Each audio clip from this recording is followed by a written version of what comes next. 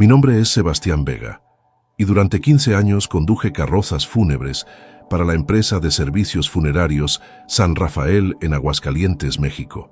No soy médico ni científico, pero mi trabajo me enseñó a ser meticuloso, respetuoso y profesional en cada servicio que realizaba.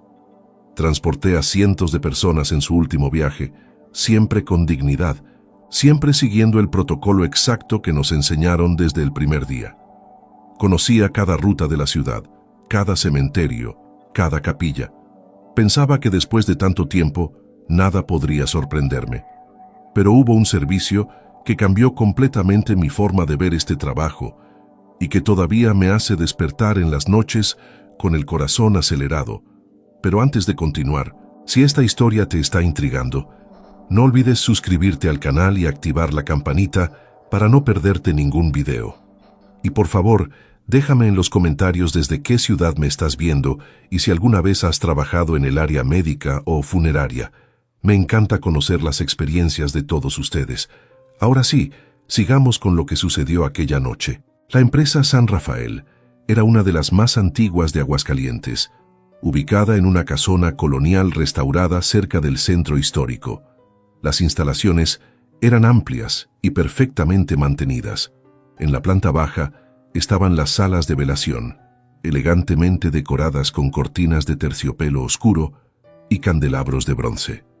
El área de preparación quedaba en la parte posterior, con acceso directo al estacionamiento donde guardábamos las 3 carrozas. Mi vehículo era una Lincoln Continental negra del año 2005, inmaculada, con interiores de terciopelo gris y sistema de suspensión especial para garantizar un transporte suave y digno.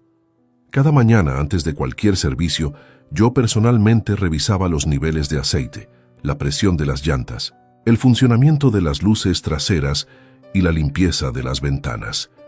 Llevaba siempre en la guantera los documentos del vehículo, mapas actualizados de todos los cementerios de la región y una libreta donde anotaba cada servicio con fecha, hora, destino y cualquier observación relevante. El protocolo era estricto y yo lo seguía al pie de la letra. Cuando recibía la orden de un servicio, primero confirmaba los datos con el director de la funeraria, nombre del servicio, dirección de origen, hora de partida, destino final, y si había alguna solicitud especial de la familia. Luego verificaba que la carroza estuviera impecable por dentro y por fuera.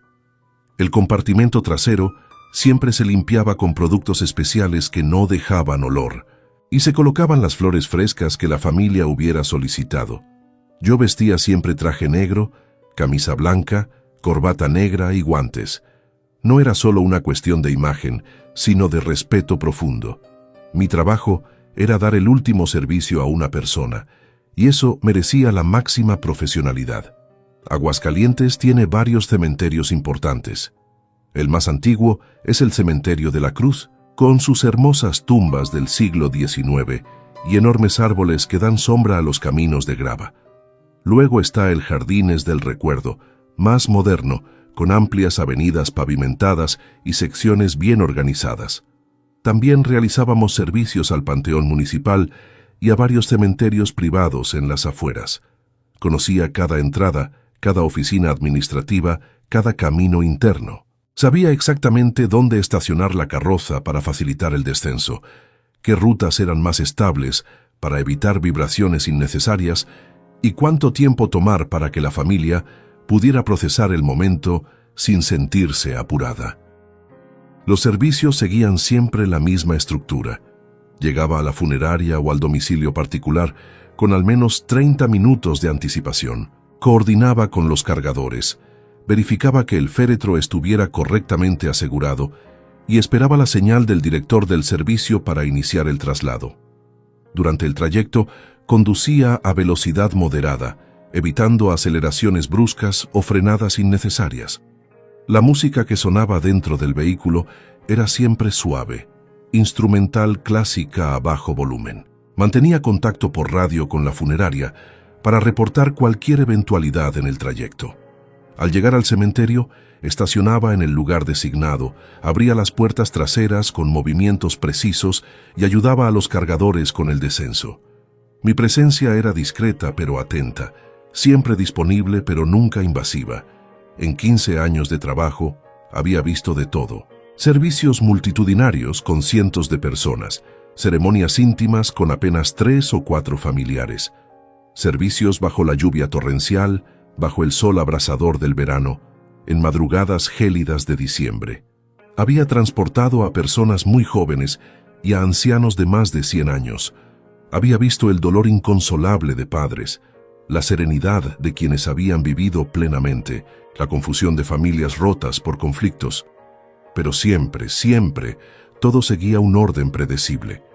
El protocolo existía precisamente para dar estructura al caos emocional que rodea estos momentos, y yo me aferraba a ese protocolo como a un salvavidas. Todo cambió una tarde de noviembre. El cielo estaba cubierto de nubes grises, de esas que anuncian lluvia pero no terminan de descargar. La temperatura había bajado considerablemente, y el viento arrastraba hojas secas por las calles del centro. Yo acababa de regresar de un servicio matutino en el Jardines del Recuerdo y estaba revisando la carroza en el estacionamiento cuando el director, el señor Ramírez, salió buscándome con expresión urgente. Necesitaban que realizara un traslado inmediato desde el Hospital General hasta nuestra funeraria. El caso era delicado, me explicó, porque la persona había estado en cuidados intensivos durante varias semanas y el proceso de preparación requería atención especial. La familia había solicitado específicamente que el traslado se realizara con la máxima discreción y profesionalismo. Verifiqué nuevamente todos los sistemas de la carroza, aunque acababa de hacerlo 30 minutos antes. Era mi costumbre cuando me asignaban un servicio con tan poca anticipación. Conduje hacia el Hospital General, un edificio de 7 pisos en la zona norte de la ciudad. Conocía bien el lugar, había realizado docenas de traslados desde allí. El protocolo en hospitales es siempre más complejo porque hay que coordinar con el personal médico, usar elevadores de servicio, evitar áreas públicas donde hay pacientes ambulatorios o visitantes. Estacioné en la zona de carga designada para servicios funerarios y me presenté en la ventanilla de seguridad. El guardia revisó mi identificación y los documentos del servicio. Luego me indicó que subiera al 4º piso por el elevador de servicio. Me acompañó un auxiliar del hospital, un joven de unos 25 años que se veía nervioso. Le pregunté si era nuevo en el área y me confirmó que apenas llevaba 2 meses trabajando ahí. Eso explicaba su incomodidad.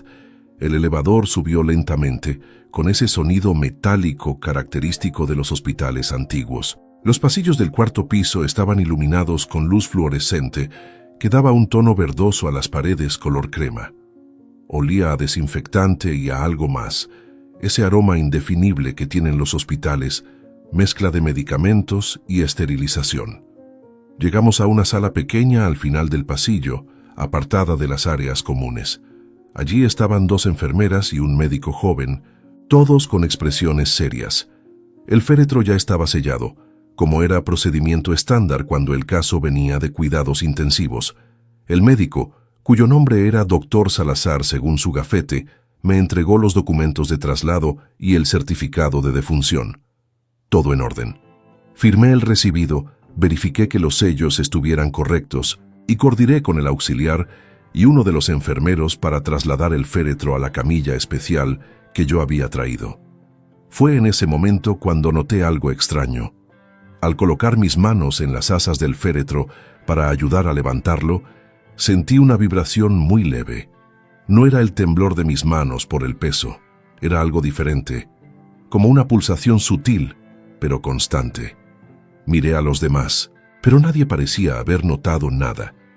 Pensé que quizás era el motor del aire acondicionado del hospital, transmitiendo vibraciones a través del suelo.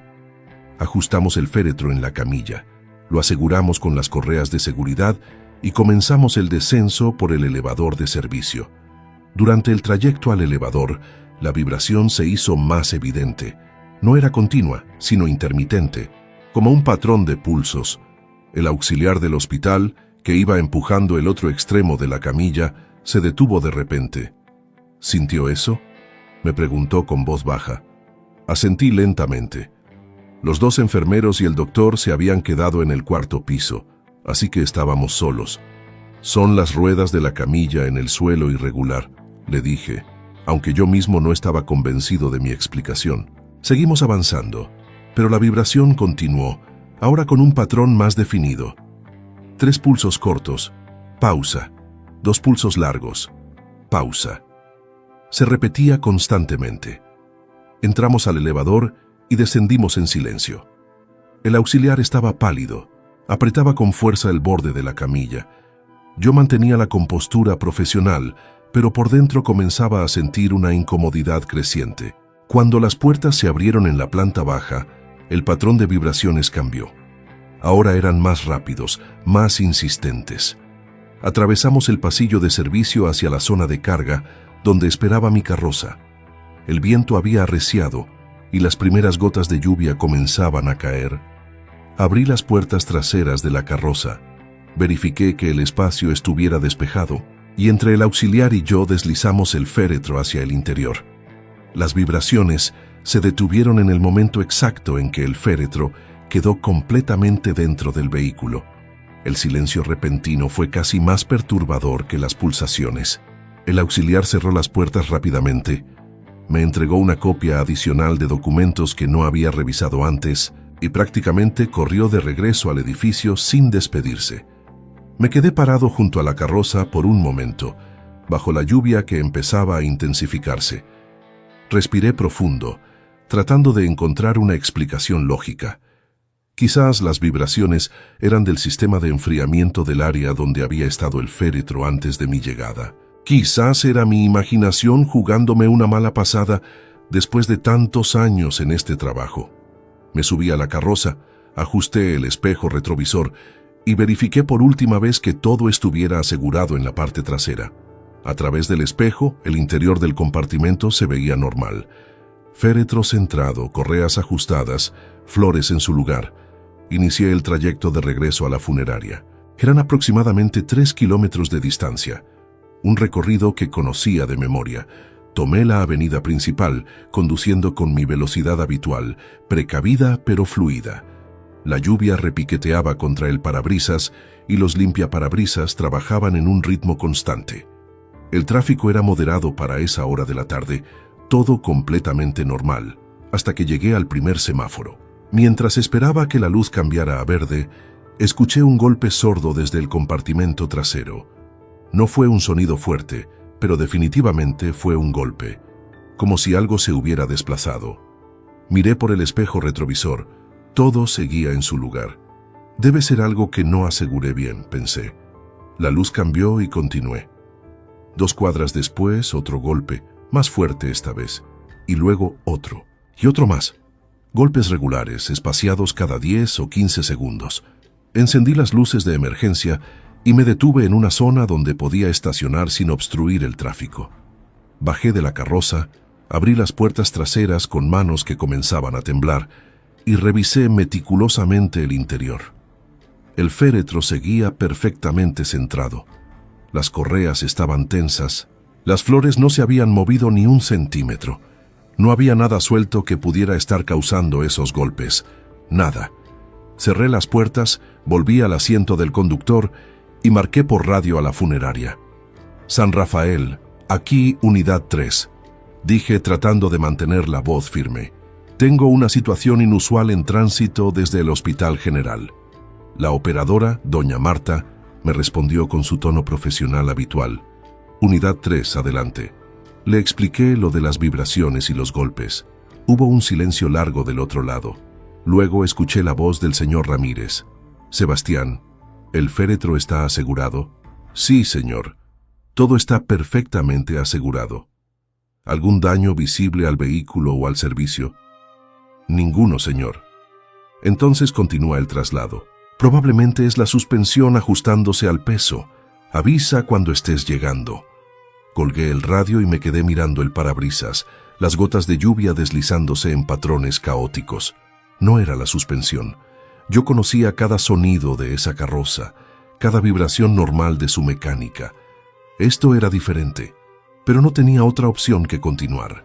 Volví a incorporarme al tráfico y conduje con extrema precaución, atento a cualquier nuevo sonido o vibración. Los golpes se detuvieron durante varios minutos.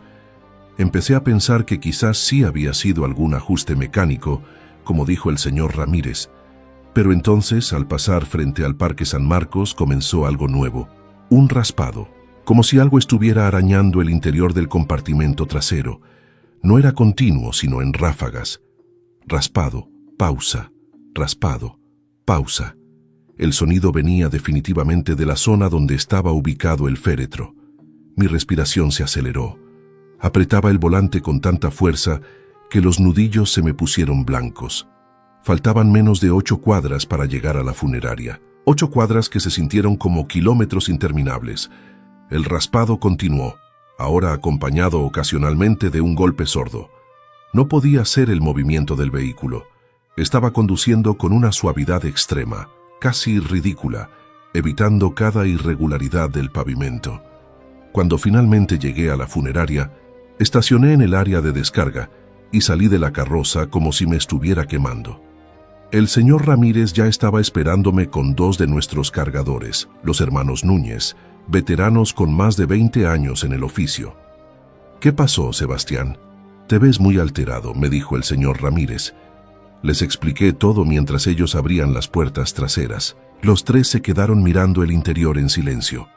El féretro estaba exactamente en la misma posición en que lo habíamos colocado. Las correas tensas, sin el menor desplazamiento. Pero había algo más. En el interior del compartimento, en las paredes de terciopelo gris que yo había limpiado esa misma mañana, había marcas. Marcas largas, verticales, como si algo las hubiera arañado desde adentro hacia afuera. No eran muchas, quizás 5 o 6 líneas, pero eran inconfundibles. El señor Ramírez pasó su dedo sobre una de ellas. El terciopelo estaba rasgado, expuesto el relleno de espuma debajo. «Esto no estaba aquí esta mañana», dije con voz que apenas reconocía como mía. Los hermanos Núñez se miraron entre sí con expresión grave. Uno de ellos, el mayor, se llamaba Tomás y habló con voz baja. «Señor Ramírez, creo que debemos abrir el féretro. Necesitamos verificar que todo esté en orden antes de proceder con la preparación». El señor Ramírez dudó. Abrir un féretro sellado por el hospital no era procedimiento estándar y podía causar problemas con la familia y las autoridades sanitarias. Pero las marcas eran evidencia de que algo había ocurrido durante el traslado. «Llamen al doctor Valenzuela», ordenó el señor Ramírez. El doctor Valenzuela era el médico forense independiente con el que la funeraria trabajaba ocasionalmente para casos complejos. Vivía a solo 10 minutos y llegó en menos de 15. Era un hombre de unos 60 años, de voz pausada y modales tranquilos. Examinó las marcas en el terciopelo con una linterna pequeña, tomó fotografías desde varios ángulos y finalmente asintió. «Debemos verificar», dijo simplemente. Trasladamos el féretro a la sala de preparación, un espacio amplio con mesas de acero inoxidable, iluminación quirúrgica y todo el equipo necesario para los procedimientos de conservación. El doctor Valenzuela, con guantes de látex y siguiendo el protocolo establecido, rompió los sellos del hospital y abrió el féretro. Todos contuvimos la respiración. El cuerpo estaba en la posición exacta en que el hospital lo había colocado, vestido con ropa proporcionada por la familia, manos cruzadas sobre el pecho, expresión serena. Pero había algo profundamente perturbador. Las uñas de ambas manos estaban manchadas, no con fluido hemático, sino con algo grisáceo que el doctor Valenzuela identificó inmediatamente. Es terciopelo, fibras de terciopelo y espuma. Tomó muestras con hisopos estériles y las colocó en tubos de ensayo que guardó en su maletín. Luego examinó las manos más de cerca, usando una lupa con luz incorporada. Las uñas tienen marcas de desgaste reciente, como si hubieran raspado contra algo con considerable fuerza. Levantó la mirada hacia todos nosotros. «Necesito revisar el certificado de defunción nuevamente». El señor Ramírez le entregó los documentos que yo había traído del hospital. El doctor Valenzuela los leyó en silencio, su expresión volviéndose cada vez más grave. «El certificado indica que el cese de funciones vitales ocurrió hace aproximadamente 4 horas, a las 2 de la tarde. Pero estas marcas en las uñas son extremadamente recientes. Yo diría que fueron hechas hace menos de 30 minutos. Miró su reloj. Eran las 6:20 de la tarde. El trayecto desde el hospital había tomado poco más de 45 minutos entre el traslado interno del hospital y el trayecto en carroza. El silencio en la sala de preparación era absoluto. Solo se escuchaba el zumbido del sistema de ventilación y el repiqueteo de la lluvia en el techo. Tomás Núñez, el cargador mayor, se persignó lentamente. Su hermano menor, Rafael, salió de la sala con expresión de náusea. El señor Ramírez se apoyó contra la pared, quitándose los lentes para limpiarse el sudor de la frente. El doctor Valenzuela continuó su examen con meticulosidad profesional, pero noté que sus manos temblaban ligeramente. Revisó la temperatura del cuerpo usando un termómetro digital. 17 grados Celsius, murmuró, consistente con el tiempo transcurrido y las condiciones de refrigeración del hospital. Pero su expresión no mostraba convicción. Tomó el estetoscopio de su maletín y lo colocó en varios puntos del pecho. Nada. Usó una linterna pequeña para revisar las pupilas, dilatadas, sin reflejo. Todas las señales indicaban exactamente lo que el certificado decía. «Doctor», dije con voz ronca, «yo sentí vibraciones en el féretro desde el momento en que lo recogí en el hospital, y el auxiliar que me ayudó también las sintió. No era mi imaginación». El doctor Valenzuela asintió lentamente. «He trabajado en medicina forense durante 35 años», dijo, «y he visto casos que desafían toda explicación lógica. Casos donde el cuerpo muestra señales de actividad post-mortem que la ciencia no puede explicar completamente. Espasmos musculares tardíos, movimientos reflejos muy posteriores al cese de funciones, incluso vocalizaciones causadas por la liberación de gases. Pero esto», continuó, señalando las marcas en las uñas y las fotografías de los arañazos en el terciopelo, «que esto requiere una fuerza y coordinación que no puede explicarse con espasmos o reflejos. Esto sugiere movimientos voluntarios, repetitivos, sostenidos». Hizo una pausa larga. «Lo cual es médicamente imposible, según todas las lecturas que he tomado y según el certificado del hospital». El señor Ramírez tomó la palabra. «Doctor Valenzuela, ¿qué nos recomienda hacer?». El doctor cerró su maletín con movimientos lentos. «Oficialmente, voy a documentar que encontré evidencia de actividad mecánica anómala post-mortem. Voy a enviar las muestras de fibras y células de las uñas a un laboratorio privado para análisis. Y voy a recomendar que consulten con el Hospital General sobre los procedimientos exactos que siguieron antes del traslado. No puedo hacer más que eso». Esa noche, después de que el doctor se fue y el cuerpo fue trasladado a la cámara de refrigeración, me quedé en mi oficina revisando mi libreta de servicios. Busqué entre mis anotaciones de los últimos años, tratando de encontrar algún caso similar. Y lo encontré. 2 años antes había realizado un traslado desde el mismo Hospital General, también del 4º piso. En esa ocasión había anotado: vibración inusual durante trayecto, posible falla en suspensión. No había pensado más en ello en ese momento. Llamé a Tomás Núñez, el cargador mayor, a su casa. Le pregunté si recordaba algún caso extraño en sus 20 años de trabajo. Hubo un silencio largo antes de responder. «Sebastián, hay cosas en este oficio que no se hablan, cosas que cuando suceden, uno aprende a documentar discretamente y luego trata de olvidar. Yo he visto 3 casos similares al de hoy. Todos venían del mismo hospital, todos fueron trasladados del 4º piso, y en todos hubo señales que no deberían existir». «¿Por qué nunca dijiste nada?», le pregunté. «Porque cada vez que alguien lo mencionaba, los superiores decían que era nuestra imaginación, que eran espasmos post-mortem normales, que eran vibraciones del vehículo. Y eventualmente las personas que insistían en hablar del tema dejaban de trabajar aquí. No despedidas oficialmente, pero sí presionadas hasta que renunciaban. Yo tengo familia que mantener, Sebastián. No podía darme el lujo de hacer olas». Esa revelación me dejó helado. Colgué el teléfono y me quedé mirando las paredes de mi oficina, decoradas con certificados de seguridad vial y fotografías de servicios importantes que habíamos realizado.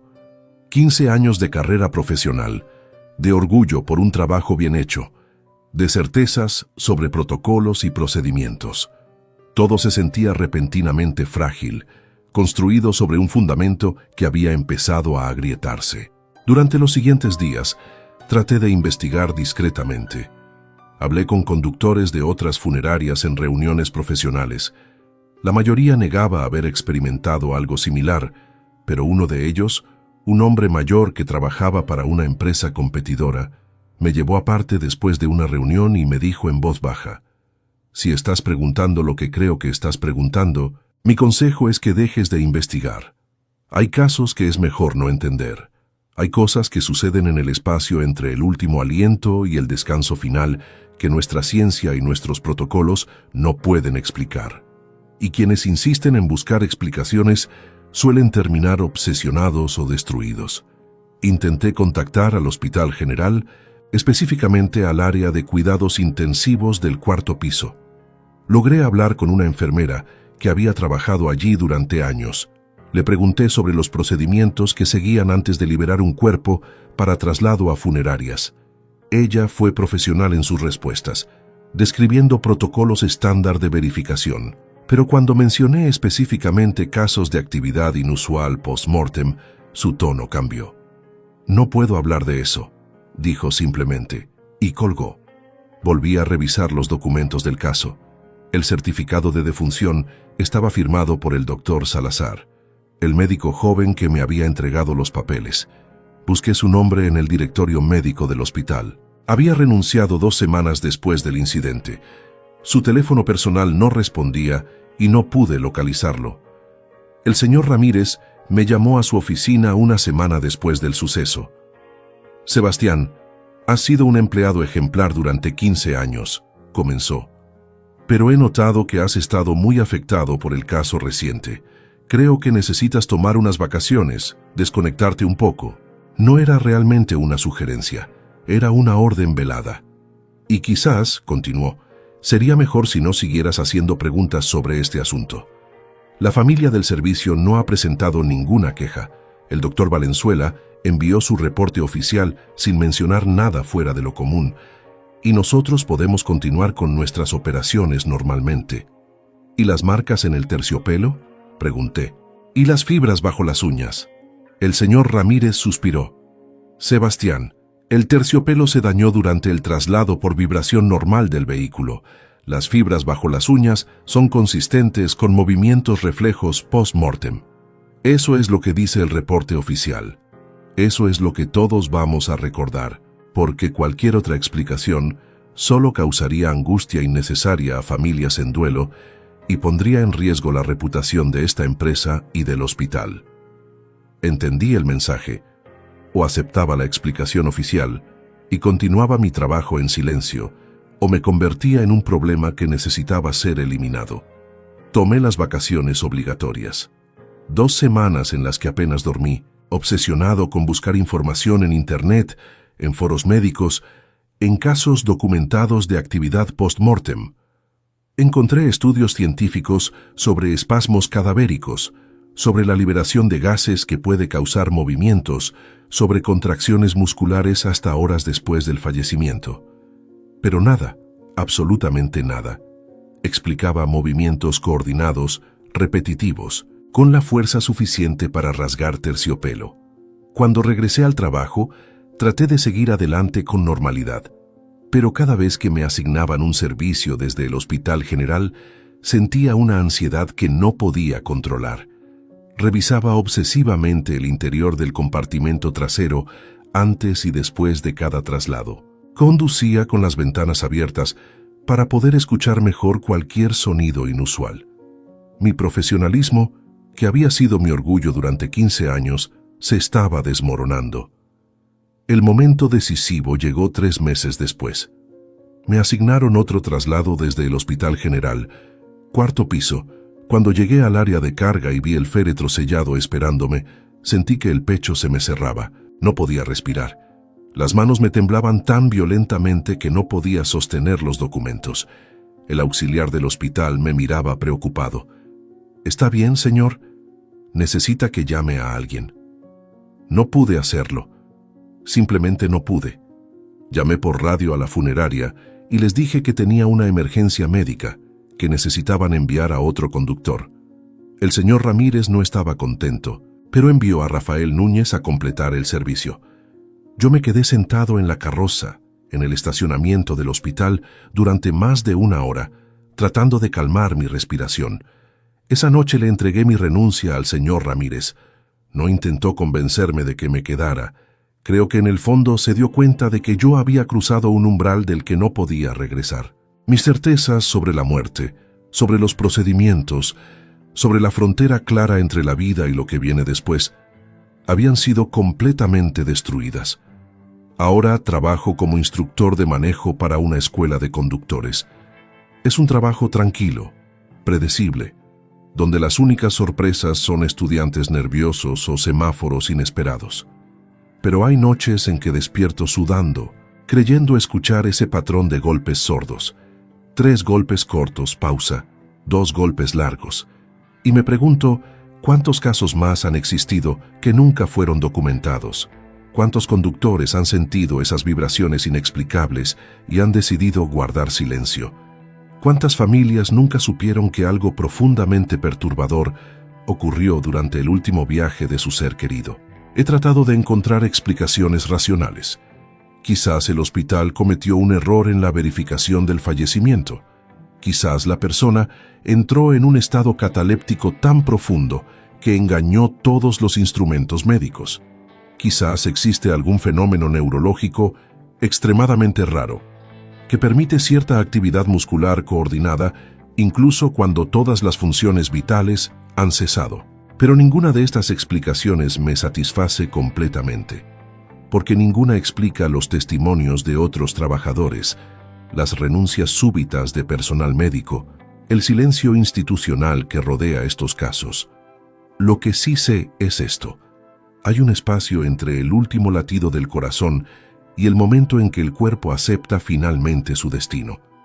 Un espacio que la medicina define con certeza clínica, pero que la realidad a veces desafía de formas que nuestra ciencia no está preparada para aceptar. Y en ese espacio pueden ocurrir cosas que rompen todas nuestras certezas sobre lo que es posible y lo que no lo es. A veces conduzco por Aguascalientes y paso frente a la funeraria San Rafael. La casona colonial sigue siendo elegante, los servicios continúan realizándose con la misma profesionalidad de siempre.